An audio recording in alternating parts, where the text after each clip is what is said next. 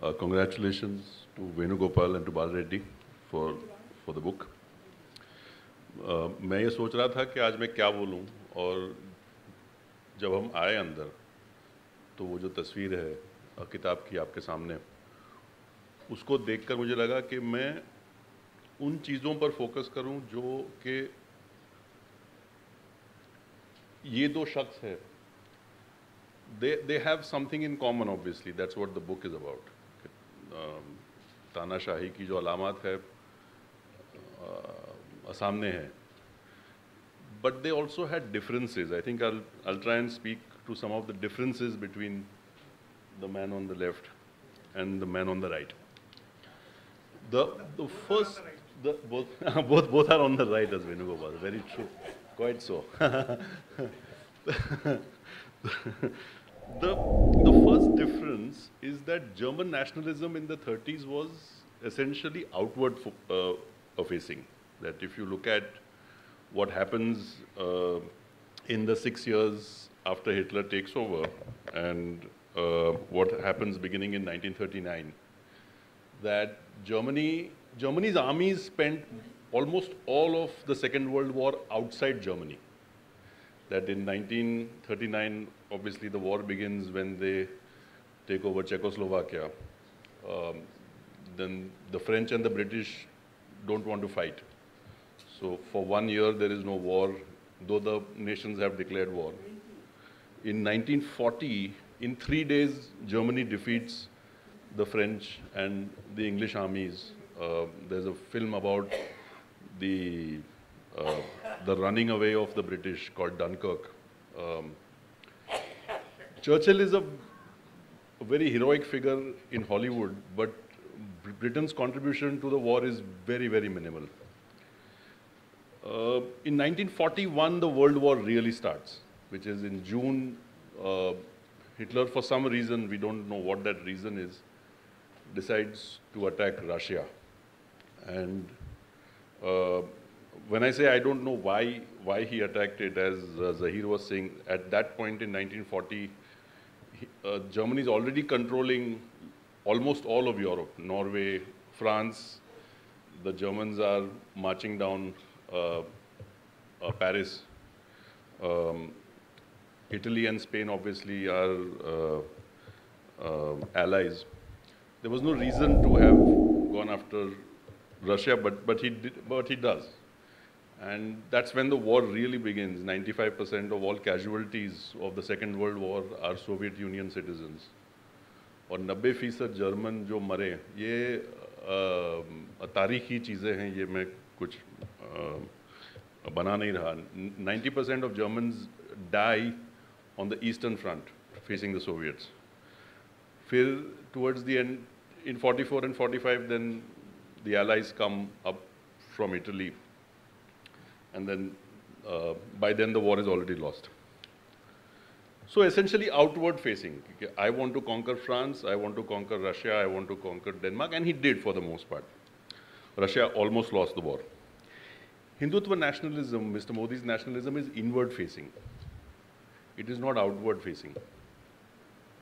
Inward facing nationalism goes after your own citizens. दुश्मन जो है वो बाहर नहीं है, दुश्मन घर के अंदर है.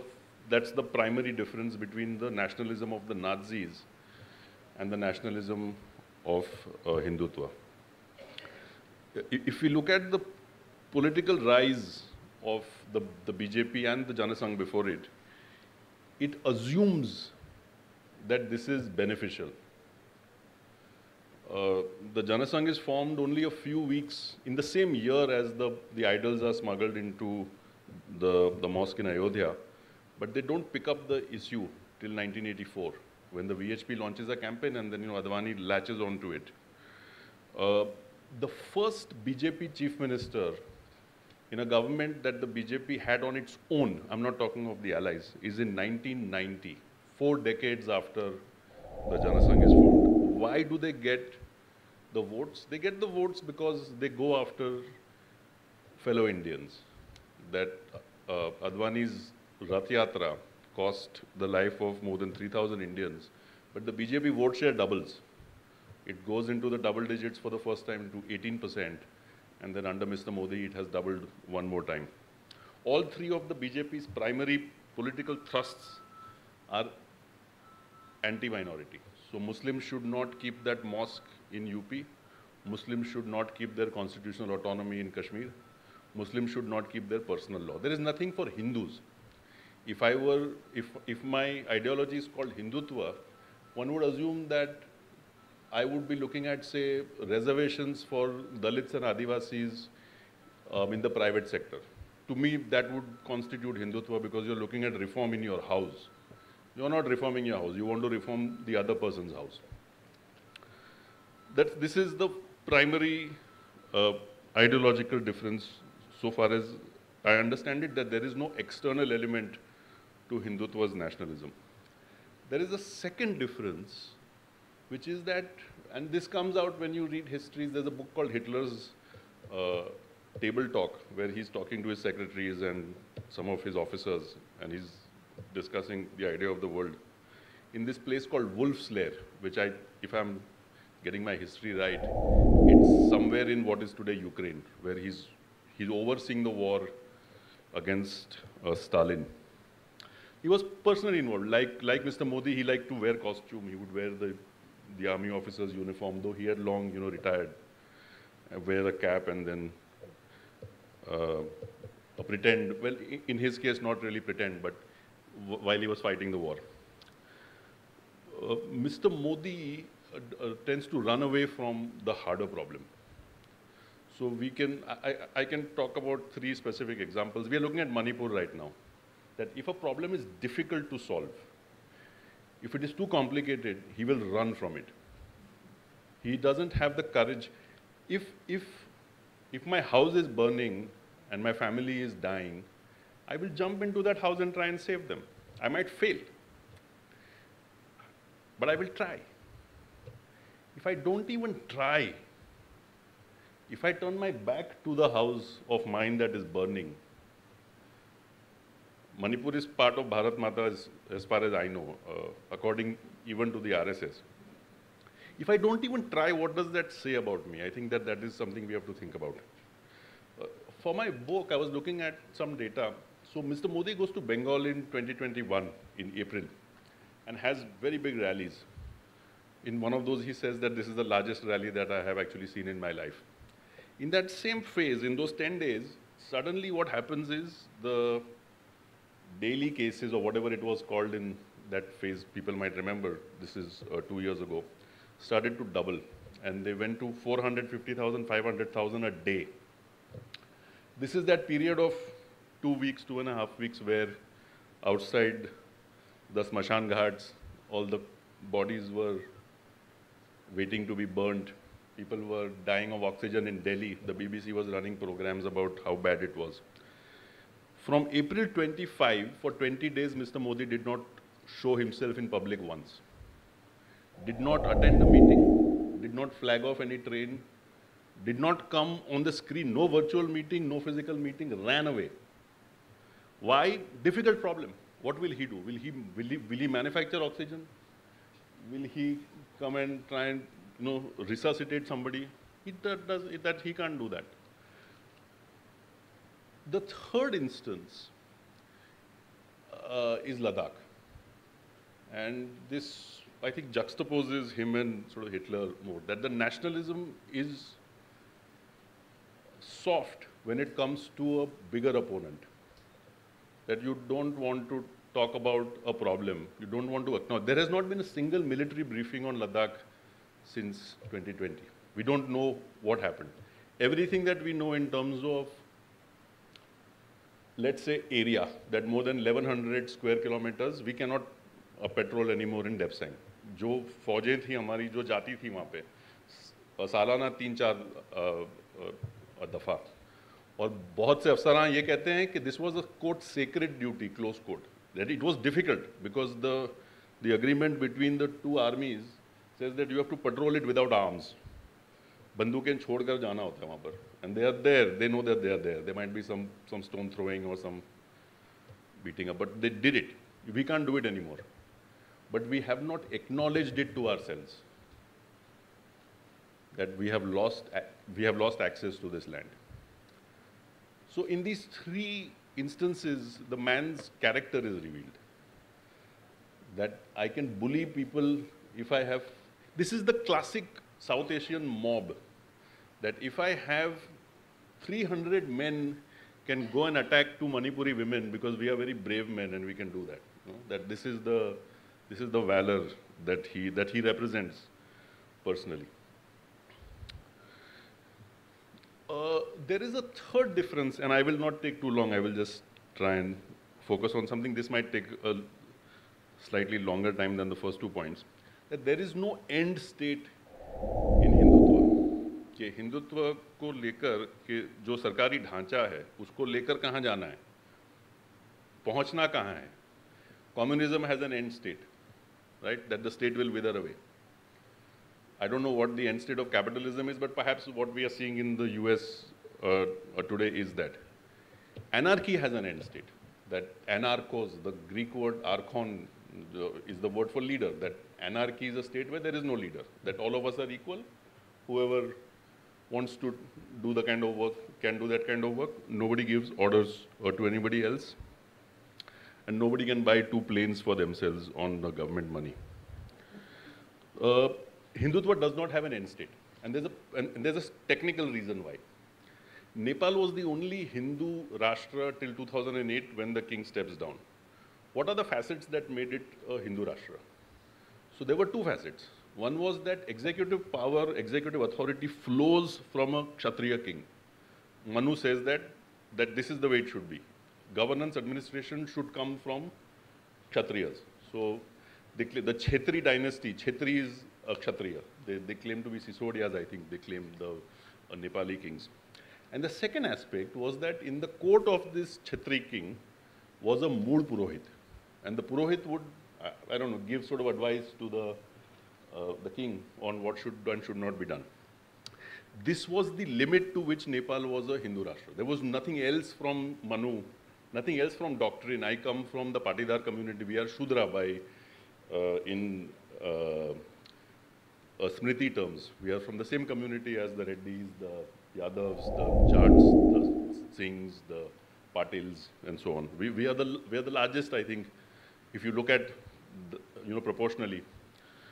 We are not allowed, according to Smriti, to access the written word or to recite it. But Nepal could not do that. You can't do it in the world of 2023. The world has moved on.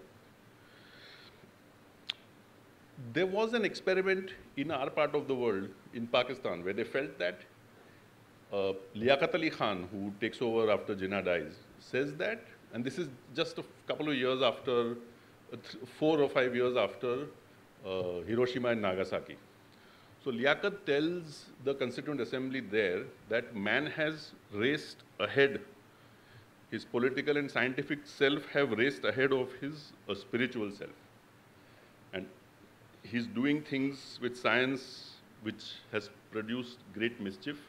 He needs to be pulled back. Man needs to be pulled back. And the way to do it is to fuse religion and the state. Dini cheezein, dunyavi cheezein ko milana hai.